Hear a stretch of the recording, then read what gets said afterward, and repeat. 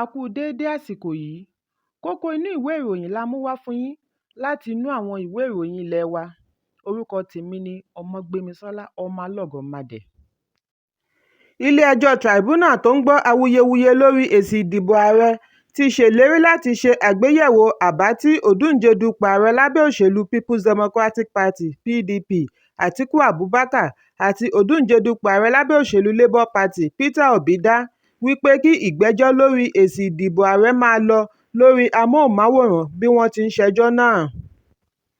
Atiku nínú àbá rẹ̀ sọ wípé ṣíṣàfihàn ìjókòó ilé-ẹjọ́ yóò jẹ́ kí ìgbàgbọ́ ọmọ orílẹ̀-èdè Nàìjíríà túbọ̀ rú gẹ́gẹ́ sí i lórí ìdájọ́ ilé wa. Ẹgbẹ́ òṣèlú PDP àti Atiku ni wọ́n tako èsì ìdìbò ààrẹ tí ó gbé Odunje dupò ààrẹ lábẹ́ òṣèlú All Progressives Congress (APC) Bọ́lá Ahmed Tinubu wọlé gẹ́gẹ́ bí ààrẹ àṣẹ̀ṣẹ̀yàn, àti wípé àjọ elétò ìdìbò INEC kò tíì kó gbogbo èsì ìdìbò sí orí ẹ̀rọ kí wọ́n tó kéde Tinubu gẹ́gẹ́ bí olúborí. Bákan náà ni ẹgbẹ́ òṣèlú Labour Party àti Peter Obi dúró lórí wípé Tinubu kò ní ìdá kan nínú mẹ́rin èsì ìdìbò tí ó wáyé nílùú Àbújá. Ẹ̀kúnrẹ́rẹ́ ìròyìn yìí wà nínú ìwé ìròyìn Punch tó jáde lónìí. Lánàá ni ilé-ẹjọ́ gíga The Supreme Court sọ àsọdájú wípé Sínátọ̀ Adémọ́lá Adélékè láti ẹgbẹ́ òṣèlú People's Democratic Party (PDP) ní ojúlówó adìbòyàn gómìnà ìpínlẹ̀ Ọ̀ṣun. Nínú ìgbìmọ̀ ẹlẹ́ni márùn-ún ni wọ́n ti sọ wípé ẹjọ́ tí gómìnà àtijọ́ tí í ṣe Odunje dupò gómìnà lábẹ́ òṣèlú All Progressives Congress (APC) Adégbóyèga Oyètọ́lá pè tako àṣeyọrí Adélékè kò lẹ́sẹ̀ ńlẹ̀.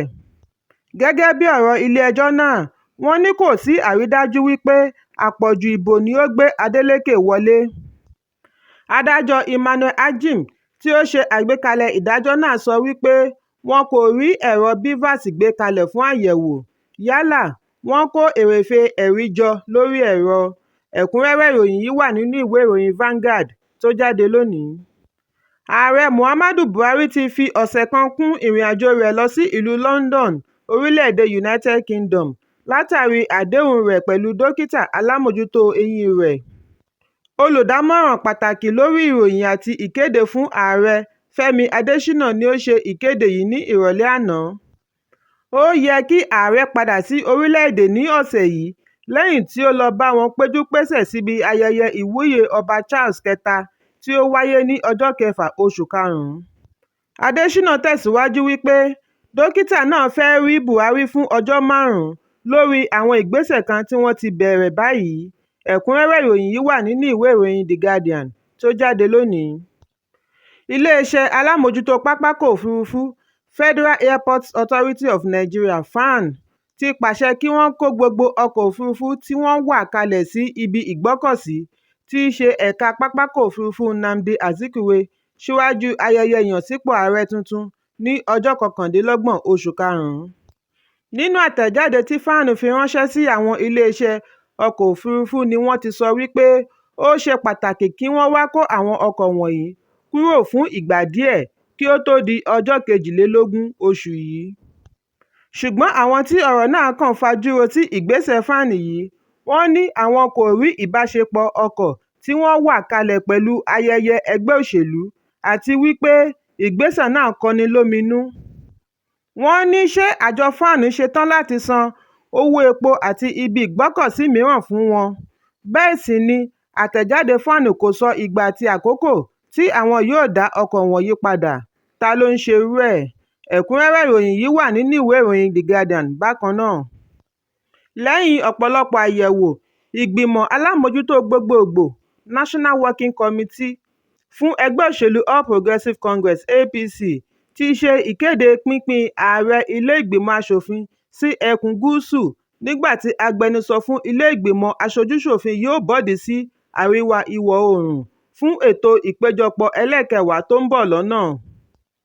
Akọ̀wé àgbà fún ẹgbẹ́ APC Felix Morka ni ó ṣe àfihàn ètò yìí níbi ìjíròrò pẹ̀lú àwọn akọ̀ròyìn lẹ́yìn ìpàdé ẹgbẹ́ náà tí ó wáyé ní olú iléeṣẹ́ wọn ní Àbújá. Bákan náà ni ẹgbẹ́ náà sọ wípé ìpín igbákejì ààrẹ aṣòfin yóò wá láti ẹkùn àríwá ìwọ̀ oòrùn. pẹ̀lú igbákejì agbẹnusọ láti ẹkùn gúúsù ìlà oòrùn. Bí ó tilẹ̀ jẹ́ wípé àwọn kan kọ̀rọ̀ ojú sí ìgbésẹ̀ yìí, èyí ni ó mú kí ààrẹ àṣẹ̀ṣẹ̀yàn Bọ́lá Ahmed Tinubu gba Sínátọ̀ Godswill Akpabio àti Barau Jibril fún olùdarí ilé-ìgbìmọ̀ aṣòfin. Bákan náà ni Messiah Abbas Tajudeen àti Ben Kalu fún adarí ilé-ìgbìmọ̀ aṣojú-ṣòfin. Ẹ̀kúnrẹ́rẹ́ ìròyìn yìí wà nínú ìwé ìròyìn Daily Post tó jáde lónìí. Lẹ́yìn ọjọ́ díẹ̀ tí ìjọba orílẹ̀-èdè United Kingdom ju igbákejì ààrẹ àtijọ́ ilé-ìgbìmọ̀ aṣòfin Ike Ekweremadu sí ẹ̀wọ̀n, ìjọba orílẹ̀-èdè Nàìjíríà ṣẹnu gbálágún lórí ọ̀rọ̀ náà. Wọ́n ní bákan náà ni ìjọba àpapọ̀ ṣe nígbà tí ẹjọ́ náà ń lọ lọ́wọ́. Agbẹnusọ fún ará ìlú kan, Chuks Ibegbu, tí ọ̀rọ̀ náà kò tẹ́ lọ́rùn sọ wípé ẹjọ́ Ekweremadu yìí ti ṣàfihàn ìhùwàsí ìjọba àpapọ̀. Ó tẹ̀síwájú wípé bí alẹ́nulọ́rọ̀ láti orílẹ̀-èdè bá ní ìṣòro, irúfẹ́ ẹni bẹ́ẹ̀ yóò dá tán ìṣòro rẹ̀. Bí a kò bá gbàgbé wípé ilé-ẹjọ́ ìlú London ni ó rán Ekweremadu, ìyàwó rẹ̀ Beatrice àti dókítà oníṣègùn òyìnbó lọ sí ẹ̀wọ̀n látàrí ìgbésẹ̀ láti yọ ẹ̀yà ara. Bí ó tilẹ̀ jẹ́ wípé ọ̀pọ̀lọpọ̀ ọmọ orílẹ̀-èdè ni ó ń bá Ekweremadu kẹ́dùn, síbẹ̀ ìjọba àpapọ̀ dákẹ́ lórí ọ̀rọ̀ náà. Àwọn kan tilẹ̀ sọ wípé ìjọba àpapọ̀ kò ní àǹfààní àti dá sí ọ̀rọ̀ náà láàrin wákàtí 24 tí ìṣẹ̀lẹ̀ náà kọ́kọ́ ṣẹlẹ̀.